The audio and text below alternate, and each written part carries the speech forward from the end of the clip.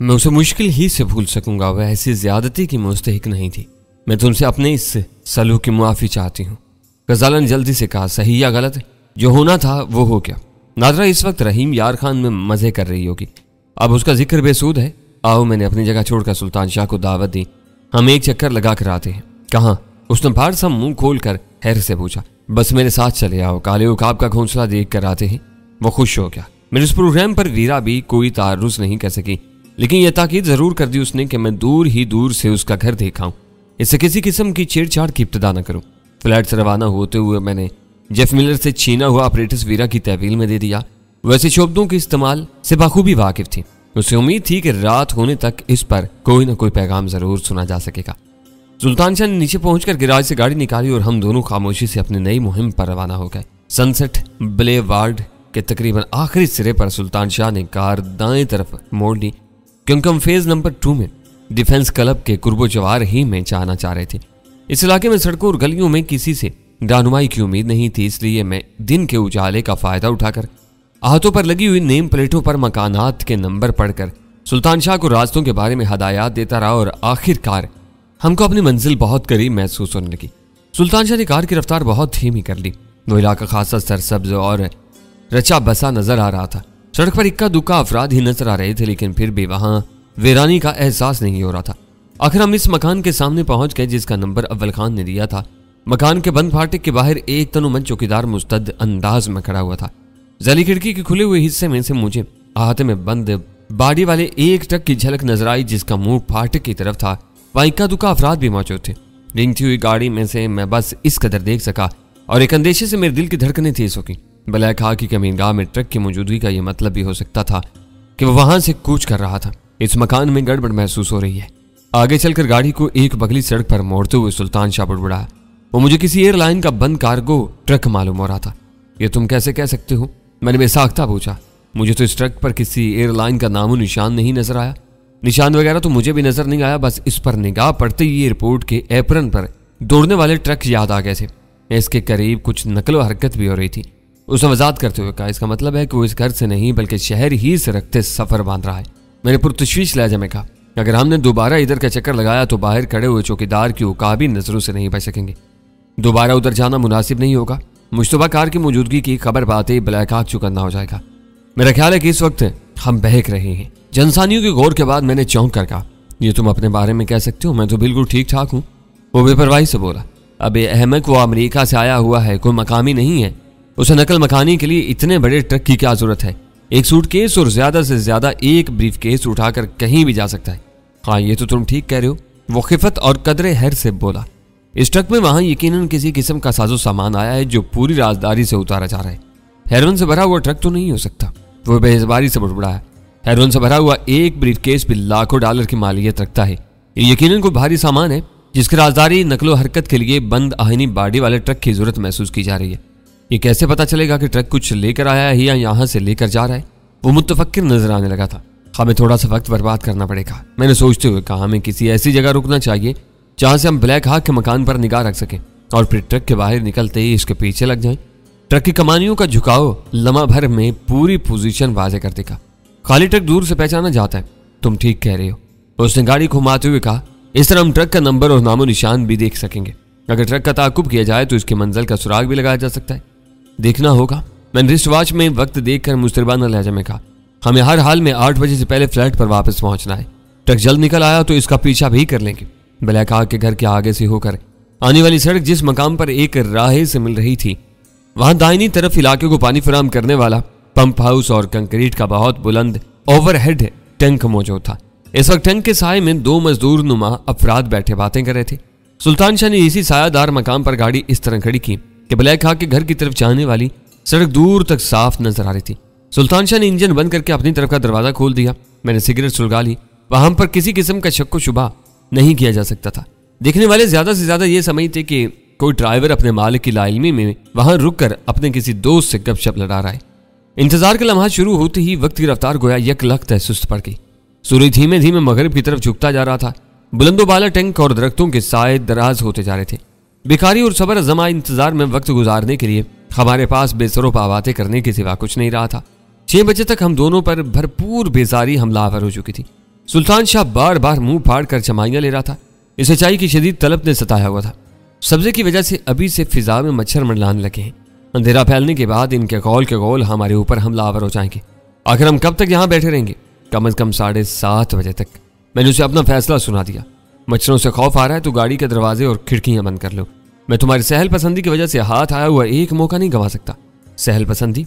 उसने एहतिजाज किया। शायद तुम्हें इल्म नहीं कि खुदाई का दावा करने वाले नमरूद का कातिल एक मच्छर ही था जो इसकी नाक के रास्ते दिमाग में घुस गया था। इसके पास दिमाग था इसलिए वो मर गया। तुम्हारी भलाई मंजिल खाली है, तुम्हें डरने की जरूरत नहीं। 1-2 चक्कर काट कर मच्छर खुद ही बाहर निकल आएगा। मैंने बेपरवाही से कहा, तुम ये क्यों भूल रहे हो कि वो हर काम अपनी सहूलत के मुताबिक करेंगे। मेरे मसनूई इत्मीनान पर वो चिल्ला गया। हो सकता है कि लोडिंग या अनलोडिंग के बाद वो ट्रक वहीं खड़ा रहे और अमले के आदमी आराम करने चले जाएं। वो रात गहरी होने के बाद 1:30-2 बजे भी निकल सकती। होने को तो ये भी हो सकता है कि सिरे से रात ही ना हो, सूर्य डूबते डूबते अचानक ऊपर आना शुरू कर दे और हर तरफ तेज उजाला फैलता चला जाए। इम्कानात में उलझ कर तुम बिला वजह अपने जहन को थका रहे हो। हम हर कीमत पर 7:30 बजे वापस लौटेंगे। इस वक्त तक ट्रक बाहर ना निकला तो हम मीटिंग से फारिग होकर दोबारा इधर आ जाएंगे। एक क्ल्यू सामने आया है तो हम इसे नजरअंदाज नहीं करेंगे। उसे दोनों हाथों से अपने सर थाम लिया। अपनी तो रात काली होती नजर आ रही है। रात होती काली है, मजीद क्या काली होगी। मैंने होले से उसके बाल अपनी मुट्ठी में पकड़कर कहा, अपना दिल छोटा ना करो। हमने इतना वक्त गुजार लिया है, अब वापसी में सिर्फ 1.5 घंटा बाकी रह गया है। जरूरत पड़ी तो दोबारा ही अकेला आ जाऊंगा, तुम्हें जहमत नहीं दूंगा। इस रोज कुदरत भी हमारे सब्र तहम्मुल का पूरा पूरा इम्तिहान लेने पर तुली हुई थी। 7:03 पर दीवार की दूर तक फैली हुई कितार में से वो ट्रक रेंगता हुआ नमूदार हुआ। फिर उसका रुख हमारी तरफ हो गया। सुल्तान शाह ने अपनी तरफ का दरवाजा बंद करके इंजन स्टार्ट किया और कार को वहां से दूर लेता चला गया ताकि ट्रक वालों को हमारे पहले से वहां मौजूदगी का इल्म न हो सके। ट्रक के इंजन की आवाज से जाहिर हो रहा था कि वो खाली नहीं था, बल्कि ब्लैक आग के ठिकाने से किसी नामालूम मंजिल के लिए कुछ साजो सामान लेकर जा रहा था। सड़क के इख्तिताम पर आकर वो ट्रक बाईं तरफ घूमा तो स्ट्रीट लैंप की रोशनी में उसकी आईनी बाडी का रंग और उस पर बना हुआ मोनोग्राम सुल्तान शाह के अव्वलीन अंदाजे की पूरी पूरी तायद कर रहा था। वो कराची के रास्ते ऑपरेट करने वाले एक मारूफ गैर मुल्की एयरलाइन का कार्गो ट्रक था जिसके अगले हिस्से में 3 चेहरे नजर आ रहे थे। मैंने ट्रक का रजिस्ट्रेशन नंबर सिगरेट के पैकेट पर नोट कर लिया और सुल्तान शाह ने गाड़ी ट्रक के पीछे लगा दी। शहर के इस महंगे रिहायशी इलाके की सड़कें दूसरे इलाकों से बदरजा बेहतर हैं, लेकिन हमवार नहीं है। यूं मालूम होता जैसे सड़कें बनाने वाले मकामी इदारे और ठेकेदार अपने मखसूस माली मफादात की वजह से इस अहम पहलू को नजरअंदाज करते रहते हैं। इस वक्त सड़क की इस खामी से पैदा होने वाले ट्रक के हिचकोलों ने मेरी खासी रहनुमाई की और मैंने भांप लिया कि ट्रक खाली न होने के बावजूद बहुत ज्यादा वजन भी नहीं ले जा रहा था। ट्रक की रफ्तार खासी कम थी। डिफेंस की मुतमव्विल आबादी से कोरंगी रोड पर निकलने के बाद ट्रक का रुख पुल की तरफ था। मैंने अंदाजा लगा लिया था कि वो ट्रक शाहराह फैसल पर पहुंचकर एयरपोर्ट का रुख करेगा। रेलवे लाइनों के ऊपर बने हुए पुल से पहले ट्रैफिक जाम था। गाड़ियों की एक दूसरे से तकरीबन जुड़ी हुई कितारें बहुत हल्की रफ्तार से गोरा कब्रिस्तान की तरफ रेंग रही थी। मुझे उलझन और वहशत सी होने लगी थी। ट्रैफिक जाम में जो वक्त जाया हो रहा था वो ताकुब के मंसूबे को नाकाम बनाने के लिए काफी था। पुल से उतर कर आगे बढ़ने तक वो मुश्तबा ट्रक सड़क की दरमियानी पट्टी के साथ साथ दाहिने सिरे पर हो चुका था और अगले सिग्नल से उसी तरफ मुड़ने के इशारे दे रहा था। सिग्नल मुतअद्दिद बार खुलकर बंद हो चुका था, लेकिन इस सड़क पर ट्रैफिक का हजूम बढ़ता ही जा रहा था। सिग्नल खुलते ही जितनी गाड़ियां रवाना होती थी उनसे कहीं ज्यादा ट्रक, बसें और कारें पीछे जमा हो जाती थी। हम सिग्नल से दूर थे कि 7:30 बज गए। अगर हम ट्रक के पीछे जाते तो फ्लैट पर बर वक्त मौजूदगी खारिज अज़ इम्कान हो जाती। मैंने शहर से कुरंगी जाने वाले खाली रास्ते पर निगाह डालकर सुल्तान शाह से कहा, सिग्नल से गाड़ी वापस घुमा लेना, अब हम ट्रक का पीछा नहीं करेंगे, हमारी वापसी का वक्त हो गया। वो लोग इंतजार कर लेंगे। एक राह पर चल पड़े हो तो इसे अंजाम को पहुंचा दो। पहले से तयशुदा प्रोग्राम से इनराफ करना मुनासिब नहीं होगा। मैंने उसे समझाया, अव्वल खान के साथ आने वालों में इस्लामाबाद का एक आध मेहमान भी होगा। इसके इस्तकबाल के लिए मेरा घर पर मौजूद रहना जरूरी है। अव्वल खान अकेला आ रहा होता तो देर सवेर भी चल सकती थी। ये ट्रक एयरपोर्ट से आकर ममनू इलाके में घुस गया तो हम मुंह लटकाए वापस आ जाएंगे। बेहतर है कि यहीं से वापसी की राह इख्तियार कर जाए। बेहतर यही है कि यहीं से वापसी की राह इख्तियार कर ली जाए। मामले की निज़ाकत और अहमियत उसकी समझ में आ गई। ट्रक हमसे आगे था। सिग्नल खुलने पर वो अपनी दाहिनी तरफ घूम कर शाहराह फैसल पर एयरपोर्ट की तरफ बढ़ता चला गया। हमारी बारी आने से पहले सिग्नल की बत्ती सुर्ख होगी। अगली बारी आने पर हमें कोरंगी रोड पर वापस घूमने का मौका मिल गया। इस तरफ इतनी ज्यादा भीड़ भाड़ नहीं थी। सुल्तान शाह इत्मीनान से गुनगुनाते हुए गाड़ी चलाता रहा। ज़हनी मसरूफियत मुयस्सर आ जाने के बाद उसके ज़हन से जुल्लाट का खौल उतर चुका था। ज़हनी मसरूफियत मुयस्सर आ जाने के बाद उसके ज़हन से जुल्लाट का खौल उतर चुका था। मेरे अबा पर सुल्तान शाह ने वापसी पर गाड़ी दोबारा उस सड़क से निकाली जिस पर ब्लैक आग का मकान देखा गया था। इस बार मैंने पूरी तवज्जो से उस मकान का जायजा लिया। डिफेंस के रहायशी इलाकों में मकानात के पिछले हिस्से में गलियां छोड़ने की गुंजाइश नहीं रखी गई है। इस वजह से पुष्ट पर मकानात की दीवारें एक दूसरे से मिली हुई हैं और कोने के मकानात में भी सिर्फ 2 दीवारें सड़क की तरफ होती है। ब्लैक हॉक का मकान कोने पर वाक़ था और उसके अहाते की दीवारें ज्यादा बुलंद नहीं थी। इस वक्त वहां गेट लैंप पर रोशन थे, आईनी फाटक बंद था। ट्रक की रवानगी के बाद इस इमारत के मकीनों के लिए रात आ गई थी और वो शायद अपने कमरों में मैसूर होकर अपनी दिलचस्पियों में गुम हो चुके थे। यहाँ स्ट्रीट लाइट्स भी कुछ ज्यादा ही रोशन है। सुल्तान शाह ने मुतफक्किराना लहजा में कहा, रात के वक्त अंदर घुसने के लिए बगली सड़क की तरफ से ही कोशिश की जा सकती है। एक मोटरसाइकिल का बंदोबस्त हो जाए तो हम कोई बड़ा खतरा मोल लिए बगैर गेट से भी अंदर दाखिल हो सकते हैं। क्या मोटरसाइकिल गेट और जमीन की दरमियानी छुरी से गुजर जाएगी? उसने मासूमियत से पूछा। शायद ऐसा भी हो जाए। मैंने उसकी रान पर जोर से हाथ मार कर कहा और वो एक तेज सिसकारी लेकर रह गया। फिर मोटरसाइकिल भी आ जाएगी। बोट बेसन की तरफ ताकतवर इंजनों वाली भांत भांत की मोटरसाइकिलें किराए पर मिलती हैं जो लड़कियों को अपनी तरफ मुतवज्जा करने के शौकीन लड़के दौड़ाते फिरते हैं। चंद सानियों बाद उसने कहा, इस वक्त तक मेरा ज़हन मिलिट्री सीक्रेट सर्विस वालों से मुतवक्का मुज़ाकरात में उलझ चुका था। मेरे पास अपनी कहानी की सदाकत साबित करने के लिए जेफ मिलर के ऑपरेटर्स के सिवा कोई और सबूत नहीं था, लेकिन मुझे पूरा यकीन था कि सही समत में काम करके वो लोग बहुत तेजी से सारे सबूत जमा कर सकते थे। हमारी वापसी में बहुत ज्यादा ताखीर हो जाने पर दोनों औरतें बहुत फिक्रमंद थी। हम दोनों को किसी टूट फूट के बगैर अपने रूबरू पाकर उनके चेहरे अनजानी मुसरत से खिल उठे। इनके पास 3 खबरें मौजूद थीं। रहीम यार खान से नादरा ने मेरे लिए दोबारा फोन किया था। गजाला ने खासी देर तक खुशगवार मूड में उससे बातें करके अपनी बदसलूकी का अजाला करने की कोशिश की थी। दूसरा फोन जहांगीर का था। वो हमारे कुर्बो जवार में रह रहा था और मिल बैठने के लिए मुस्तरिब था। उसे टालने का कठिन फरीजा वीरा ने सरअंजाम दिया था। तीसरी खबर सबसे ज्यादा अहम थी कि 7:10 पर ऑपरेटर्स पर मुख्तसर सी गुफ्तगू सुनाई दी थी। ब्लैक हॉक ने अपने चीफ को रिपोर्ट दी थी कि खत कासिद के हवाले कर दिया गया। रासल मैंडा ने वेरी गुड कहकर सिलसिला मुनक़ता कर दिया था। 7:03 पर ब्लैक हॉक के मकान से कार्गो ट्रक रवाना हुआ था। 7:10 पर उसने अपने चीफ को रिपोर्ट दी जो यकीनन ट्रक पर लादे जाने वाले सामान के बारे में थी। ब्लैक हॉक का वो रेडियाई पैगाम इस अमर का गुमाज था कि कार्गो ट्रक के जरिए ले जाया जाने वाला सामान इस कदर अहम था कि रात अलमेडा उसके नकलो हमल में गहरी जाती दिलचस्पी ले रहा था।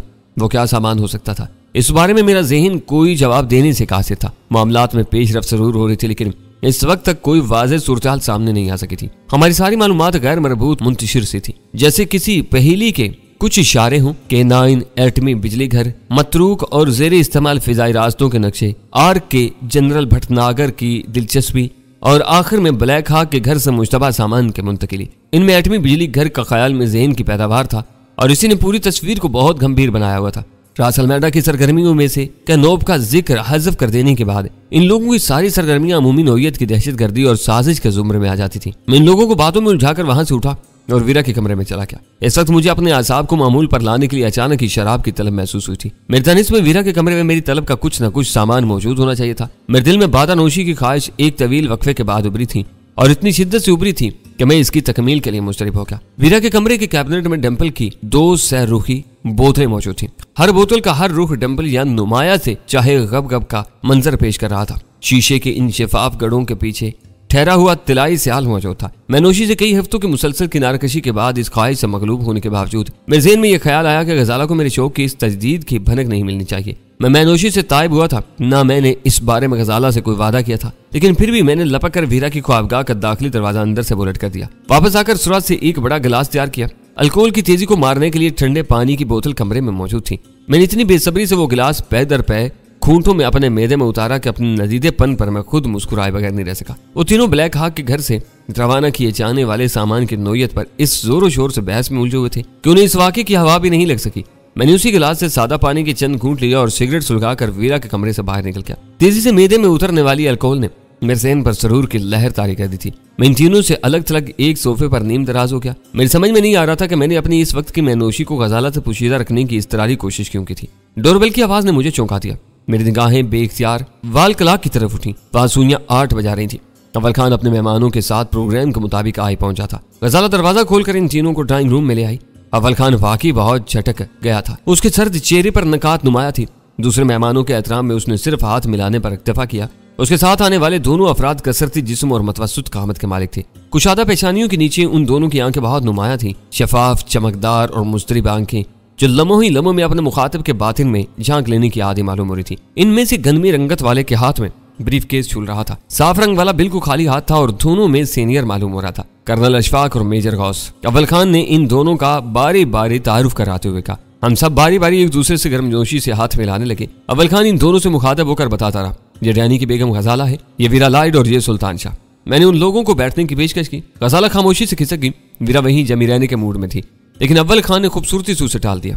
उसने वीरा की मिजाज पुरस्ती करने के बाद कहा, जाओ जरा गजाला से उम्दा सी चाय बनवा कर लाओ, चाय के साथ बिस्किट वगैरह भी चलेंगे। इस असना में बकिया अफराद अपनी अपनी जगह संभाल चुके थे। सुल्तान शाह मेरे बराबर में मौजूद था। मैं तुम्हारे बारे में गायबाना बहुत कुछ सुनता रहा हूँ। कर्नल अशफाक मुझसे मुखातब होकर बितकल्फी से बोला, आज मुलाकात का मौका भी मिल गया। बस में तुम्हारे बारे में अक्सर कुछ न कुछ सुनने में आता रहता है। ये अव्वल खान की मोहब्बत है कि बुरी बातें भूल कर अच्छी बातें आगे बढ़ाता रहता है। मैंने कहा, बिल्कुल नहीं, अव्वल खान से तुम्हारे बारे में आज पहली बार बात हुई है। मेरी बात पूरी होने के बाद उसने कहा, तुम बहुत अरसे से हमारी नजरों में थे। इन्फॉर्मेशन का हमारा अपना नेटवर्क है जो दिन रात काम करता रहता है। मैं इसकी महदूद दुनिया में इसी जरिए से खबरें आती हैं। हमें जब इल्म हुआ कि तुम STF के राब्ते में हो तो तुम्हारा पीछा छोड़ दिया। क्या मुझे खुशी है कि हमारे यहाँ काम करने वाले इस कदर बाखबर थे। कैनोप, मेजर गौस ने गुफ्तगू में हिस्सा लेते हुए कहा, तुम्हारे ज़हन में K9 से कैनोप का नाम कैसे आ गया? मेरे लिए ये पहली अभी तक परेशानी का बायस बनी हुई है। K9 तो वो मुर्दा है जो 40 बरस पहले दफन किया जा चुका है। बहुत सीधी सी बात थी। मेरे फरिश्तों को भी इल्म नहीं था कि K9 क्या बला है। जब अव्वल खान ने बताया कि आज से बरसों पहले अमेरिकियों ने सैंडस्पिट के एक साहिली हिस्से को यह नाम दिया था, तो मेरे ज़हन में कैनोप आ गया। सैंडस्पिट के वीरान साहिली इलाके में वही एक अहम कौमी मंसूबा चल रहा है। इस मास्टर प्लान के सर्वे के लिए लगाए हुए लैंडमार्क्स भी इम्तिदाद ज़माना के बायस गल सड़कर खत्म हो चुके हैं। कर्नल अशफाक ने बात आगे बढ़ाते हुए कहा, इस सर्वे में अमेरिकियों ने हर 3000 गज की साहिली पट्टी को एक नाम दिया था। हम नक्शों की मदद से इस नतीजे पर पहुंचे कि कैनोप का बड़ा हिस्सा K9 में वाक़ई है। इसके कंडेंसर को पानी फराम करने वाली मसनूई समुद्री नहर का कुछ हिस्सा शायद K10 तक चला गया है। मेरे लिए यह खबर अहम थी। अगर इन लोगों ने अपने मंसूबे को सोचे समझे बगैर K9 का नाम नहीं दिया तो यकीनन कैनोप के खिलाफ कोई भयानक साजिश तैयार कर रहे थे। मेरे साथी अव्वल खान को खबरदार कर चुके हैं कि चंद गैर मुल्की K9 नामी एक खुफिया मिशन पर काम कर रहे हैं। इनकी तैयारियां आखिरी मराहिल पर हैं। अगर इन पर तेजी से वार नहीं किया गया तो वहां में नाकाबिले तलाफी नुकसान पहुंचा सकते हैं। हम इसी बारे में ब्रीफिंग के लिए आए हैं। कर्नल अशफाक ने कहा, मेजर गौस कराची में होते हैं। मैं मामले की नजाकत की वजह से इन्हें अपने साथ लाया हूँ। हम इब्तिदा से पूरी कहानी सुनना चाहते हैं। मैंने उलझन में नजरों से अव्वल खान की तरफ देखा, फिर मुस्कुराते हुए कहा, K9 की कोई कहानी नहीं है। मैंने पाकिस्तान में शीका हेरोइन का कारोबार तबाह कर दिया है। तो मेरे खून के प्यासे हो रहे हैं। ये मेरी पुरानी लड़ाई है। इसमें जो मोहरा पिटता है इसकी जगह कोई और मैदान में उतर आता है। इस बार रास अल मैडा खुद मैदान में मौजूद है। ये बहुत बड़ी खबर है। कर्नल अशफाक ने मेरी आंखों में झांकते हुए एक एक लफ्ज पर जोर देकर कहा, क्या तुम पूरे वसूख से ये दावा कर रहे हो? मेरा उससे तसादम हो चुका है। वो मेरे हाथों मरने से बाल बाल बचा है। हैरान कुन बल्कि नाकाबिले यकीन सी बात है। मेजर गौस तारीफी लेजेंड बुड़बुड़ा है। वो अमेरिका में एक जिंदा लेजेंड बनकर रहता है। दुनिया में कहीं उसका कोई रिकॉर्ड दस्तयाब नहीं है। उसके दबदबे की वजह से डेविड स्टार्स अपने तमाम हरीफों के लिए खवा बने हुए हैं। वो किसी की दस्तरस में नहीं आता और तुम कह रहे हो कि वो पाकिस्तान में तुम्हारे हाथों मार खा चुका है। मुझे तुम पर रश्क आ रहा है। मैं हैरान हूं कि हमारे आदमी उसकी आमद से अब तक क्यों बेखबर हैं। कर्नल अशफाक ने कहा, इसके असल और मफरूजा नाम के मुखफ़फ़ यकसा हैं। फरारनी आर्क के नाम से यहाँ आया है। वो दोनों ही मेरे इस इंकशाफ पर बुरी तरह चौंक पड़े। कर्नल अशफाक ने बेयकीनी से कहा, मगर राडनी आर्क तो सफारती पासपोर्ट पाया है। CIA के असिस्टेंट डायरेक्टर गैरी हार्ट ने इस्लामाबाद में इसकी तस्लीर और मार धाड़ पर हंगामा बर्पा किया हुआ था। वो कैसे रास अल मैडा हो सकता है? इन मामलात में सब कुछ उलझा हुआ है।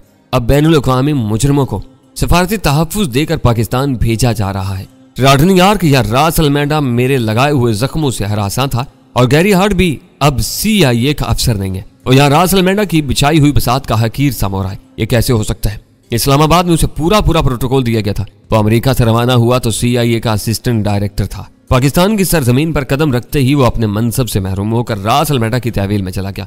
जब तक वो अमेरिकियों के लिए कारआमद है वो खामोश रहेंगे। जिस दिन गैरी हार्ट अपनी अफादियत को बैठा वो उससे आंखें फेर लेंगे। गैरी हार्ट के साथ CIA का कोई इंस्पेक्टर भी तो आया था। मेजर गौस ने पुरख्याल लहजे में कर्नल अशफाक से पूछा, शायद उसका नाम जेफ मोल्डर वगैरह था। Inspector Jeff Miller. मैंने उसकी तस्दीक की। वो एक टांग से माजूर हो चुका है और किसी भी वक्त वापस अमेरिका रवाना होने वाला है। आज सुबह तक वो मेरी निजी कैद में था। अव्वल खान भी इनमें से बेहतरी बातों से नावाकिफ था, इसलिए हर नई बात पर उसकी आंखें फैलती जा रही थी। उसकी बेखबरी पर कर्नल अशफाक बोला, तुम्हें सिर्फ STF की हमायत हासिल है। अगर अव्वल खान भी इन बातों से इल्म है तो तुम्हारी मालूमात के क्या जराए है? मेरे इशारे पर सुल्तान शाह उठकर अंदर चला गया और मैंने कहा, गैरी हार्ट ने इस्लामाबाद में दबाव डालकर अव्वल खान को हमसे अलग कर दिया, लेकिन मैं जेफ मिलर को पकड़ने में कामयाब हो गया। अब इसका लासिल्की ऑपरेटर्स मेरे कब्जे में है। मैंने इन्हें बावर करवा दिया है कि मुझसे वो ऑपरेटर जाया हो चुका है। मैं इनकी पल पल की सरगर्मियों की खबर रख रहा हूँ, लेकिन K9 की तफसीलात जानने से कासिर हूँ। वो ऑपरेटर्स कहाँ है? कर्नल अशफाक ने इज़्तिरारी अंदाज में सवाल किया। इसी वक्त सुल्तान शाह ने ऑपरेटर्स लाकर मेज पर रख दिया। कर्नल अशफाक ने उसे यूं उठाया जैसे उसे अपना कोई पसंदीदा खिलौना नजर आ गया हो। वो उसे चंद सानियों तक उलट पलट कर देखता रहा और उस पर लिखी हुई तहरीर को पढ़ता रहा। उसके चेहरे पर फिक्रमंदी की लकीरें नमूदार होती जा रही थी। गजाला ट्राली पर चाय और दीगर लवाजमात ले आई। लेकिन कर्नल इशफाक उसी ऑपरेटर्स के मुआयने में मुस्तगरिक रहा। फिर उसे अपने साथी की तरफ बढ़ाते हुए मुतरद्दिद आवाज में बोला, ये पेंटागन का स्पेशल मिलिट्री ऑपरेटर्स है जो सिर्फ कमांडोज के इस्तेमाल में रहता है। शहरी इलाकों में किसी बैरूनी एंटीना या एरियल के बगैर इसकी रेंज 250 किलोमीटर होती है। मैं इसे अपने साथ हेडक्वार्टर ले जाना चाहूंगा। गजाला और वीरा ने हम सब के लिए चाय बनानी शुरू कर दी थी। मैंने कर्नल से कहा, फिलहाल मैं इससे दस्तबरदार नहीं हो सकता। ये मेरा वाहिद इन्फॉर्मर है। कराची से 250 किलोमीटर दूर निकलते ही ये नाकारा हो जाएगा। मेरा वादा है कि रास अल मैडा का फितना खत्म होने पर मैं ये ऑपरेटर्स अव्वल खान को दे दूंगा। हो सकता है कि इस वक्त खमपकिया 5 ऑपरेटर्सों पर भी काबिज हो चुकी हूँ। ऐसी सूरत में ये मेरे पास रह सकता है। मेजर गौस ने फौरन कहा, नो सर। मैंने सख्ती से कहा, मुझे अफसोस से कहना पड़ रहा है कि आप लोग इससे भरपूर इस्तेफादा नहीं कर सकेंगे। मेरे ज़हन में खेल का पूरा नक्शा जमा हुआ है। आप लोग अब शामिल हो रहे हैं। मैं कुछ सुनता हूँ तो कोई ना कोई कार्रवाई कर गुजरता हूँ। मेरे लिए मुश्किल होगा कि इस मुख्तसर सी ब्रीफिंग में मैं आपको हर बात से आगाह कर सकूं। किसी मरहले पर कोई छोटी सी बात भी अहम साबित हो सकती है। कर्नल इशफाक ने वीरा के हाथ से चाय की प्याली लेकर उसका शुक्रिया अदा किया और सोफे पर आगे से रखकर कहा, इस तरह हम सारी रात भी कुछ नहीं समझ सकेंगे। तुम अपने तजर्बात की रोशनी में हमें रास अल मैडा की कहानी सुनाओ। मैं अपने ज़हन में वाकयात की कड़ियां यकजा करने लगा। एलन काफी अरसे से मेरे पीछे लगा हुआ था और इब्तिदा से ही रास अल मैडा के लिए काम कर रहा था। इन सारे वाकयात को मरबूत करना आसान काम नहीं था। एलन का किस्सा चंद सत्रों में समेट कर मुझे नादरा का जिक्र करना पड़ा, क्योंकि उसकी वजह से जेफ मिलर मेरे हाथ आया था। वो दोनों ठोस अमली दुनिया के आदमी थे, लेकिन इन वाकयात को सुनकर यूं हैरान नजर आ रहे थे जैसे मैं इन्हें कोहे काफ की कोई तिलिस्माती कहानी सुना रहा हूँ।